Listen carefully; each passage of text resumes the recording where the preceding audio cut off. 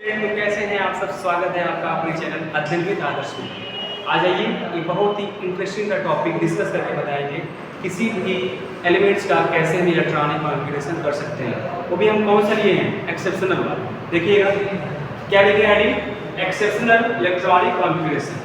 आइए इसको डिस्कस करते हैं। स्पेशली क्या है, इसमें बच्चों को बहुत डाउट्स होता है, चीज़ों को कवर नहीं कर पाते, कैसे हुआ सर ये क्लियर नहीं कर पाते हैं।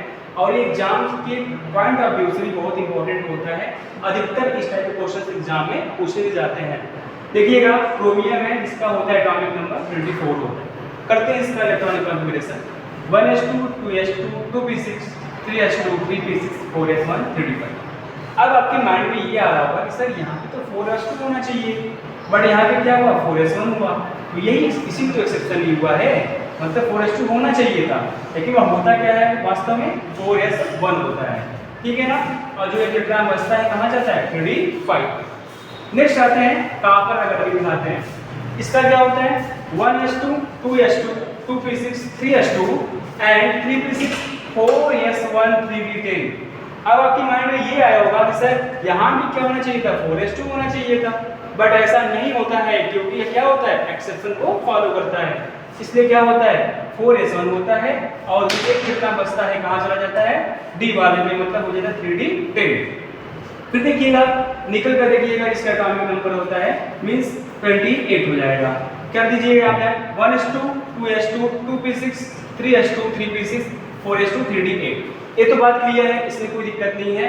लेकिन जैसे ही क्या होता है अगर निकल अपना दो इलेक्ट्रॉन को लूज करता है मींस क्या होता है Ni2+ होता है, तो क्या चेंजिंग होती है देखिएगा।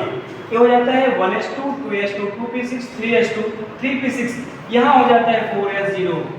अब आपके माइंड में ये आया होगा कि सर ये बताओ कि यहाँ पे क्या होता है 4s0 हो जाता है, ये इलेक्ट्रॉन डी से क्यों नहीं निकला, ये इलेक्ट्रॉन एस से क्यों निकला।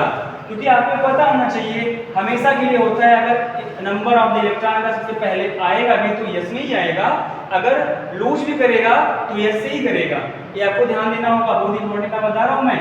अगर इलेक्ट्रॉन को अगर लूज भी कर रहा है ठीक है तो यस से ही करेगा सबसे पहले, अगर वहां पे यस क्या है सबसे लो लेवल है। तो अगर लूज करेगा तो यस से करेगा और गेन करेगा तो कहां से यही करेगा। ठीक है ना। तो यहां से क्या होता है डी से इलेक्ट्रॉन निकल के कहां से करते हैं यस से, इसलिए क्या होता है 4s0 3d8 हो जाता है। ठीक है ना। आइए मैग्नीज का बताते हैं आपको 1s2 2s2 2p6 3s2 3p6 4s2 3d5 होता है।